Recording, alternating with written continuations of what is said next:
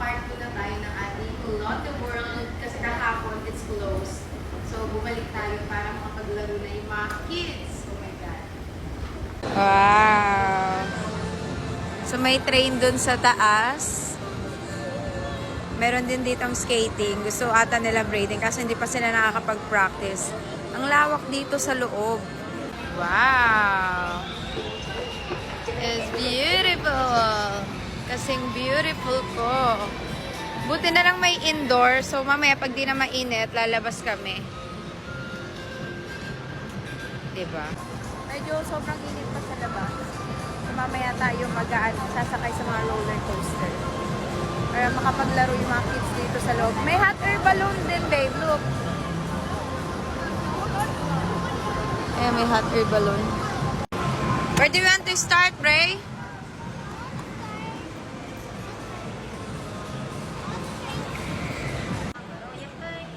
May train din sa taas.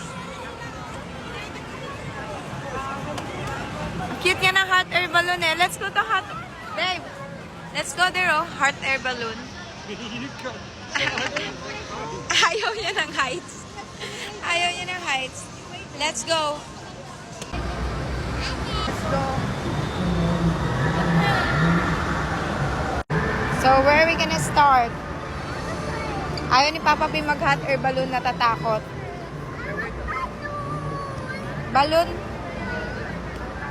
So, daw niya ng balloon. Where? Where? You wanna... gusto daw nila pumunta doon sa train. Okay, let's go, let's go, let's go. Let's go. Pupunta kami muna sa train. Magpapabili na naman sila ng mga laruan. So, unahin natin yan bago kami mag-hot air balloon. Ayan o, gusto ko i-try yan. Ayaw ni Papa, pinatatakot siya. Heights daw kasi. Yeah, tigidig, tigidig, tigidig. Yeah, tigidig, tigidig. Si Daddy din. Baka may scared to. Yeah, tigidig, tigidig, tigidig. Yeah, tigidig, tigidig, tigidig.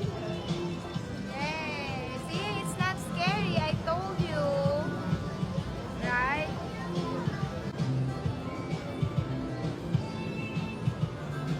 Very good, Kendan. Smile.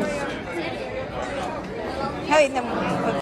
Yes, it's beautiful. Look, it's like a castle. Napakaganda ng view.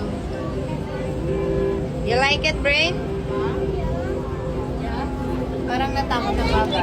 You like it? You do?